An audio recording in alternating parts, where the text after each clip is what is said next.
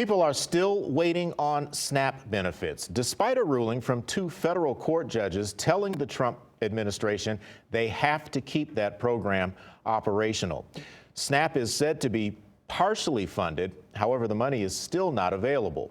Mid-Michigan Now's Courtney Bennett joins us with more. And Courtney, what does a partially funded program mean for people who receive these benefits? Well, Mike, it means that they will get about half of what they are used to. However, states can make up the difference and fund the program fully.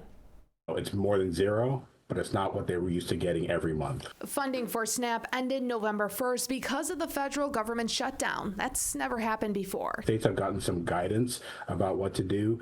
They are, basically trying to figure this out on the fly to be able to get people as much as they can. Benga Adjulori is the chief economist for the Center on Budget and Policy Priorities. He says the partial funding is coming from the contingency fund. However, there are no guidelines per se for how this is supposed to be done. This contingency fund has been around for a couple years.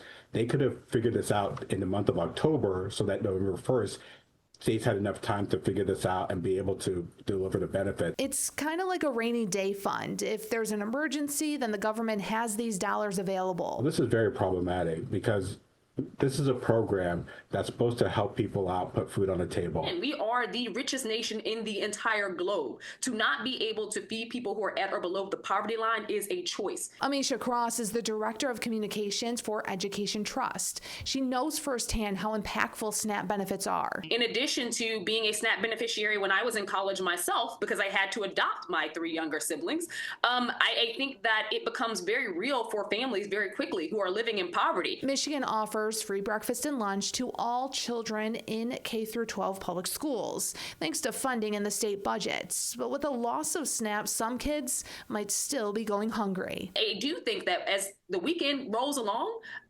young people aren't just hungry Monday through Friday. If anybody has kids out there or has worked with kids, they know that bellies don't start grumbling because Saturday and Sunday roll around.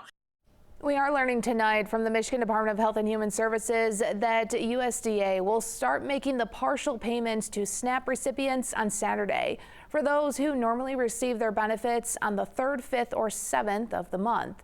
All other recipients will receive partial benefits on their normally scheduled dates.